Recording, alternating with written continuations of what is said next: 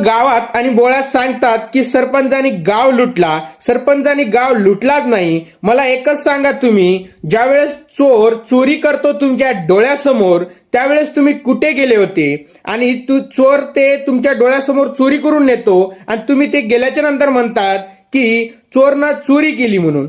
मला फक्त एकच सांगा, तुमच्या घरासमोर जे रोड जातो ते 3 फुटाचा असतो, त्यावेळेस ते 1 फुटाचं बनतो. त्याच्यामध्ये लोखंड कमी आणि सिमेंट आणि रेतू जास्त टाकते. तुमच्या घरासमोर ज्या वेळेस नळ येते म्हणजे पाण्याची, ज्यावेळेस पाईपलाईन येते त्यावेळेस 3 फुटाची छडी असती, त्यावेळेस 2च फुटाचे टाकतात.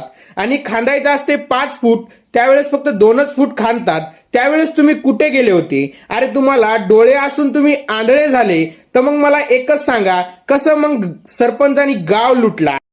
जेच तुम्ही गल्लीत आणि बोळ्यात जे बोलतात तुम्ही, तेच तुम्ही ग्रामपंचायतच्या सभेला बोलले असते. पण तुम्हाला एक सांगू का, जिथं तुम्हाला बोलायचं तिथं तुम्ही बोलत नाही आणि जिथं बोलायचं नाही तिथं तुम्ही बडबड बडबड बडबड करत राहतात.